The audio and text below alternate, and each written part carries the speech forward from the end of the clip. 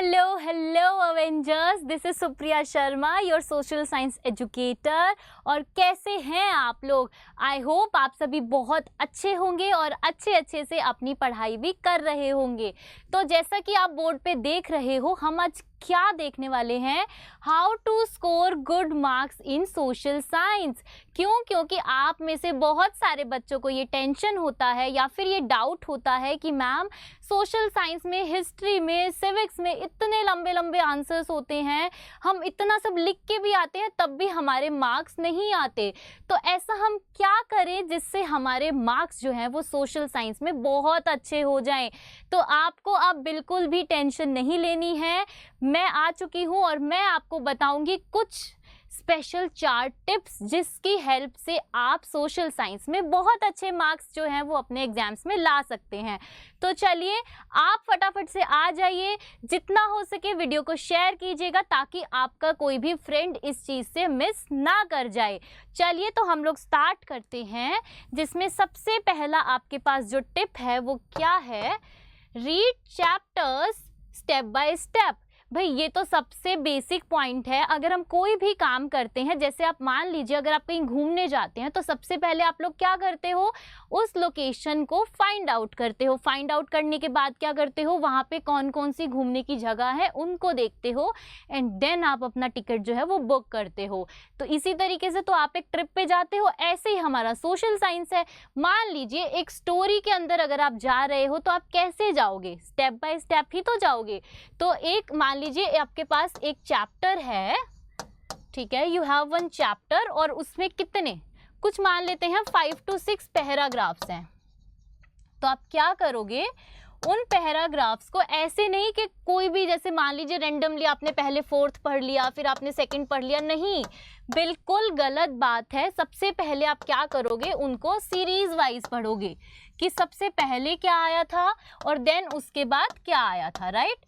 Step 1 then step 2, इस तरीके से पढ़ोगे तो बहुत अच्छे से चैप्टर की अंडरस्टैंडिंग जो है वो आपको आ जाएगी। क्योंकि अगर आप अभी से यानी कि क्लास 8th में अगर आप ये चीज़ें सीख जाओगे तो आपको क्लास 9th और क्लास 10th में ये चीज़ें बहुत हेल्प करने वाली हैं, ठीक है। चलिए नेक्स्ट देख लेते हैं। हाँ जी, नेक्स्ट क्या है हमारे पास, नेक्स्ट है make a story of chapter in Hindi language. I know आप में से बहुत सारे बच्चे, या फिर मैं बोलूँ मोस्टली जो बच्चे हैं वो सब इंग्लिश मीडियम के हैं, लेकिन हमारी जो फर्स्ट लैंग्वेज है या फिर अगर हम मदर टंग की बात करें तो वो क्या है, वो हमारी हिंदी लैंग्वेज है। तो आप क्या करेंगे, इमेजिनेशंस कौन कौन करता है आप में से, जैसे हम लोग इमेजिनेशंस करते हैं तो आप क्या करोगे, इमेजिनेशंस में स्टोरी बना लोगे, है ना।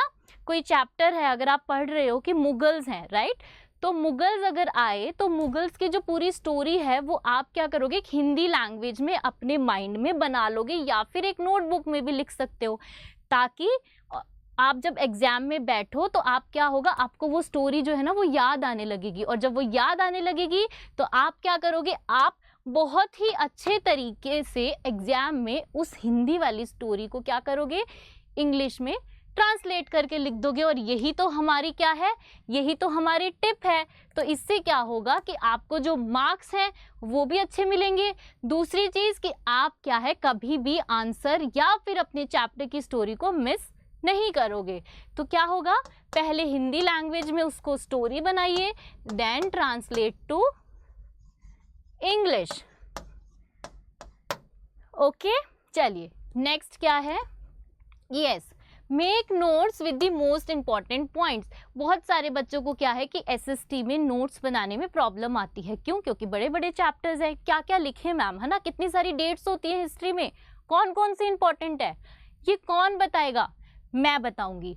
तो जब भी मैं आपकी लेक्चर्स लूँगी या फिर आपकी कोई क्लास लूँगी तो मैं आपको बताऊंगी कि ये वाले जो पॉइंट्स हैं ये सब इम्पॉर्टेंट है। तो आप क्या करोगे, जब उस चैप्टर को रिवाइज करोगे तो अपनी उस बुक में हाइलाइटर यूज़ करते हैं ना सभी बच्चे, हाइलाइटर के थ्रू उन सबको हाईलाइट कर लोगे या फिर उन इम्पॉर्टेंट पॉइंट्स को एक अलग से नोटबुक जो आपने नोट्स के लिए बनाई है उसमें नोट कर लोगे।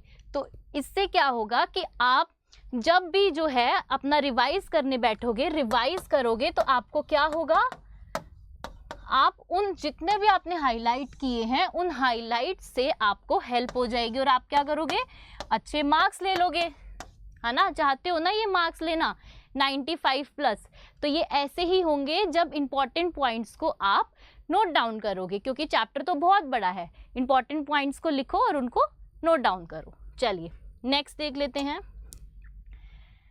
Right answers in points only, सबसे इंपॉर्टेंट है ये। क्यों है सबसे इंपॉर्टेंट, क्योंकि बच्चे जो हैं, मान लीजिए आपको एग्जाम में क्वेश्चन आया कोई 5 मार्क्स का, तो बच्चे क्या करते हैं, उसको कैसे लिखते हैं, पैराग्राफ्स में लिख देंगे, या फिर क्या करेंगे, 2 से 3 पैराग्राफ में आपने आंसर लिख दिया। तो क्या ये सही बात है, आप खुद बताओ मुझे। नहीं, बिल्कुल गलत है। पैराग्राफ में लिखोगे तो जो टीचर चेक करने वाला है उसका इंटरेस्ट भी खत्म हो जाएगा। तो आपको क्या करना है, सबसे बेस्ट ट्रिप है ये आपके लिए कि जब 5 मार्क्स का क्वेश्चन है तो आप कैसे लिखोगे उसको, 5 पॉइंट्स में। और अगर मान लीजिए आपके पास 3 मार्क्स का क्वेश्चन है तो आप कैसे लिखोगे, 3 मार्क्स के क्वेश्चन को आप लिखोगे 3 पॉइंट्स में, है ना। जो लास्ट वाली जो मैंने आपको टिप बताई थी इंपॉर्टेंट पॉइंट्स, वो इसीलिए तो है कि जब आप एग्जाम में बैठो तो आप वही इंपॉर्टेंट पॉइंट्स जो आपके क्वेश्चन से रिलेवेंट पूछे गए हैं सिर्फ वही आप लिखो, बाकी इधर उधर की स्टोरी लिखने की कोई भी नीड नहीं है। तो ये जो 4 थी आपकी मेन जो थी वो टिप्स थी, और आई होप आपको ये बहुत अच्छी भी लगी होंगी।